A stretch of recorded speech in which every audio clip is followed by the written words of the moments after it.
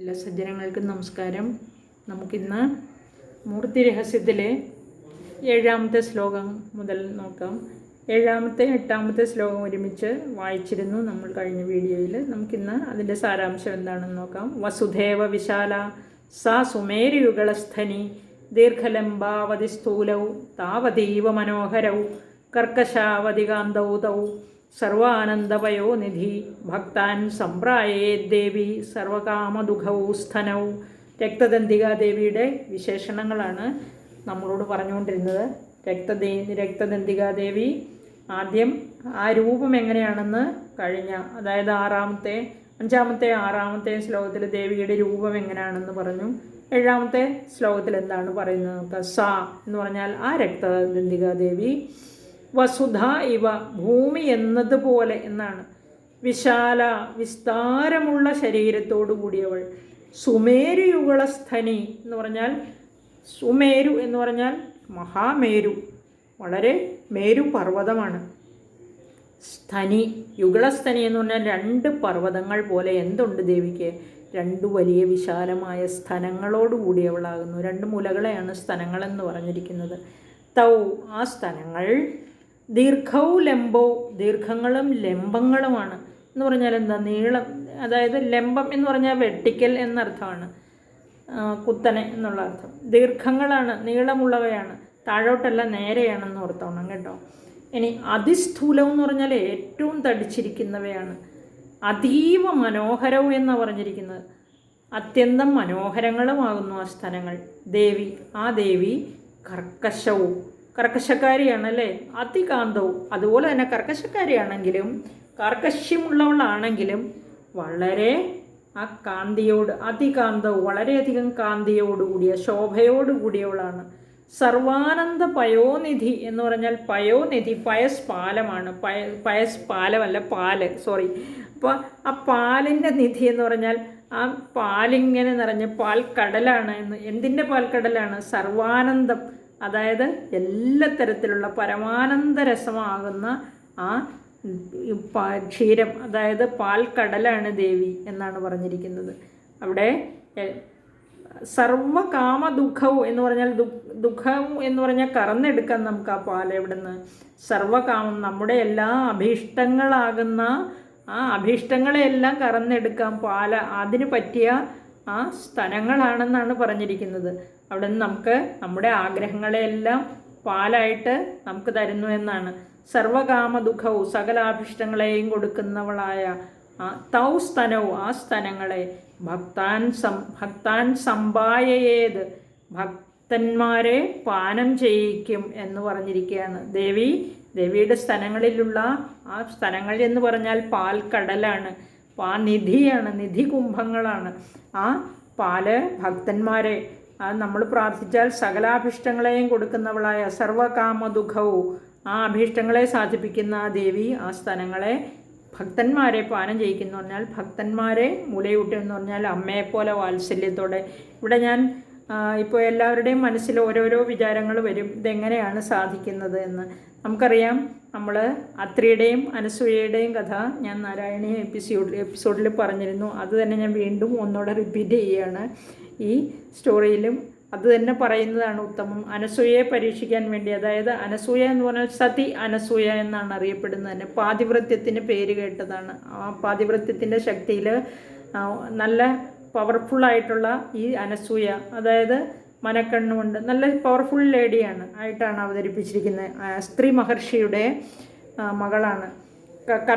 കപിലൻ എന്ന ഒരു സഹോദരനും ബാക്കി 9 സഹോദരിമാരുമാണ് കർദമ മഹർഷിക്ക് ഉണ്ടായിരുന്നത്. ആ കർദമൻ്റെ മക്കളായ ഈ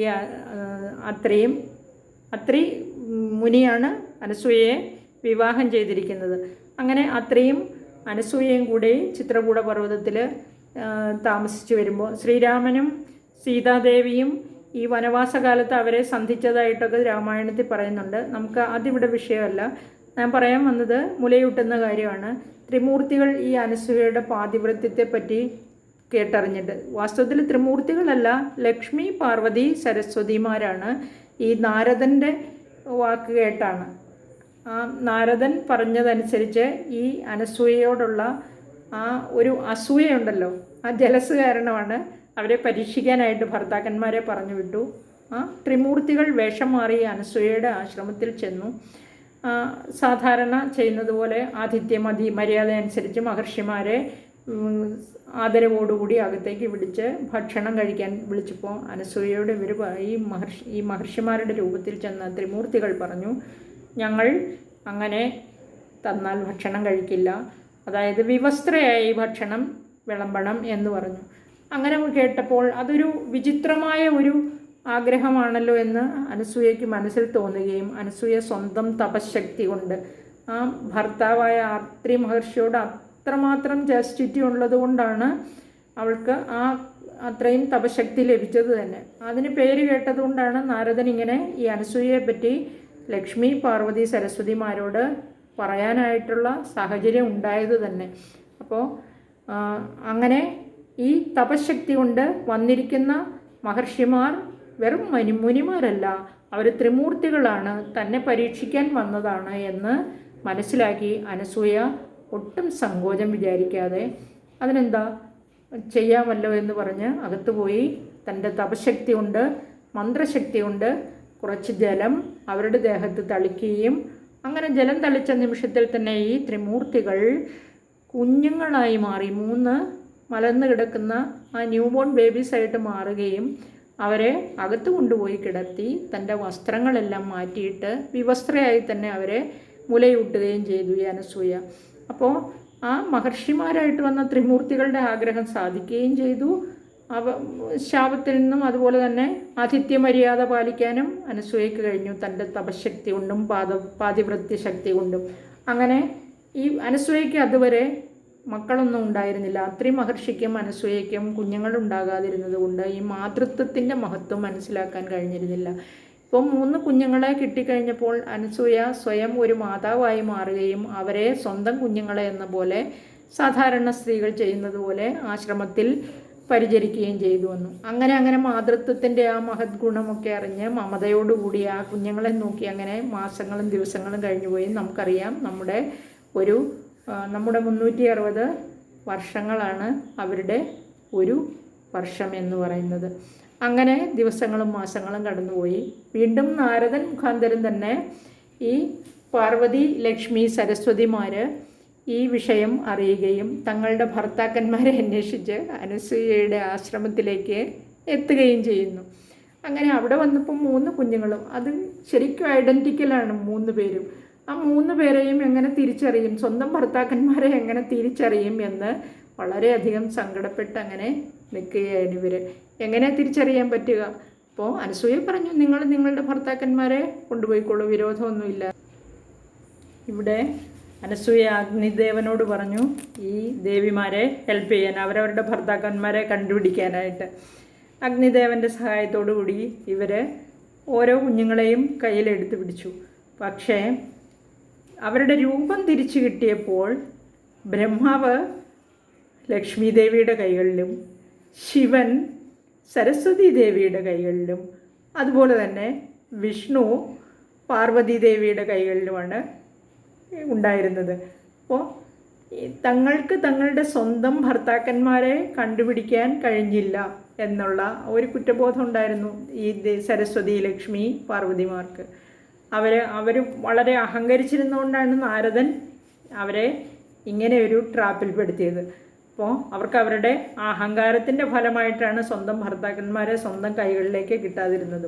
അപ്പോൾ ഇവിടെ ത്രിമൂർത്തികൾ ഈ അനസൂയയുടെ പാതിവ്രത്യത്തിൽ വളരെയധികം ഇംപ്രസ്ഡ് ആവുകയും അവരെ അനുഗ്രഹിക്കുകയും ചെയ്തു. അവർക്ക് വേണ്ട വരങ്ങളെ കൊടുക്കാനും തീരുമാനിച്ചു. അങ്ങനെ അവർക്ക് അവരവരുടെ ഭർത്താക്കന്മാരെ തിരിച്ചു കിട്ടി, ഒരു സന്തുഷ്ടരായിട്ട് തിരിച്ചുപോയി. അതുപോലെ തന്നെ അനസൂയയ്ക്കും വേണ്ട വരങ്ങളൊക്കെ കൊടുത്തു എന്നാണ് കഥ. ഇത് ഭാഗവതത്തിലുള്ള കഥയാണ്. അപ്പോൾ ഇവിടെ ദേവിയുടെ കാര്യത്തിലും അങ്ങനെ തന്നെയാണ്.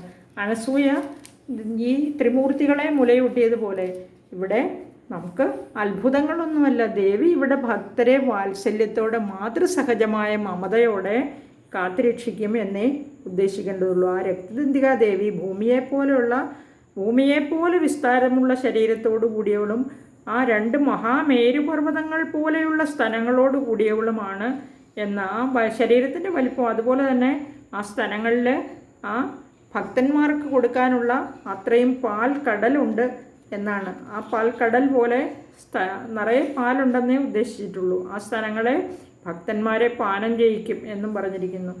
ഇനി അടുത്തത് 9ാമത്തെ ശ്ലോകം നോക്കാം നമുക്ക്. ഖഡ്ഗം പാത്രം ച മുസലം ലാംഗലം ച ബിഭർത്തി സ ആഖ്യാത രക്തജാമുണ്ട ദേവി യോഗേശ്വരീതി ച. 10ാമത്തെ ശ്ലോകം. അനയാ വ്യാപ്തമഖിലം ജഗത് സ്ഥാവരജംഗമം ഇമാം യപൂജയേത് ഭക്ത്യ സവ്യാപ്നേതി ചരാചരം. 9ാമത്തെ ശ്ലോകവും 10ാമത്തെ ശ്ലോകവും അത് ഒരുമിച്ച് അർത്ഥം പറയാം. അതിൻ്റെ സ എന്ന് പറഞ്ഞാൽ ആ രക്തദന്തികാദേവി, ഖഡ്ഗപാത്രം ച മുസലം, ഇനി കൈകളിൽ എന്തൊക്കെ ധരിച്ചിരിക്കുന്നു എന്നാണ്.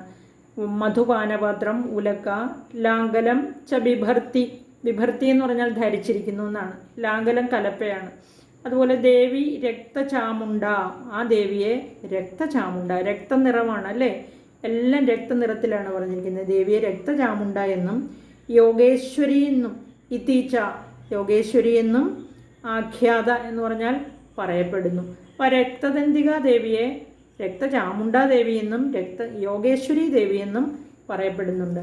അനയ, ഈ ദേവിയാൽ അഖിലം സ്ഥാവരജംഗമം, അഖിലം എന്ന് പറഞ്ഞാൽ ലോകത്തിലുള്ള എല്ലാ ചരാചരങ്ങളും, അതായത് സ്ഥാവരങ്ങളും ജംഗമങ്ങളുമായ ജഗത് വ്യാപ്തം, ആ ചരാചര സ്വരൂപമായിട്ട് ഈ ദേവിയാൽ വ്യാപിക്കപ്പെട്ടിരിക്കുന്നു എന്നാണ് പറഞ്ഞിരിക്കുന്നത്. ജഗത്ത്, സകല ജഗത്തിലും ദേവി അങ്ങനെ എല്ലാ ചരാചരങ്ങളിലും വ്യാപിച്ച് കാണപ്പെട്ടിരിക്കുന്നു.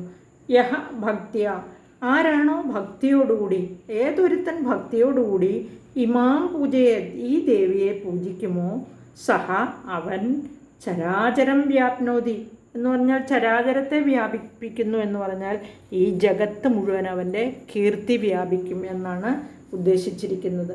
ഇവിടെ ചരാചരം വ്യാപ്നോതി, ചരാചരത്തെ വ്യാപിപ്പിക്കുന്നു.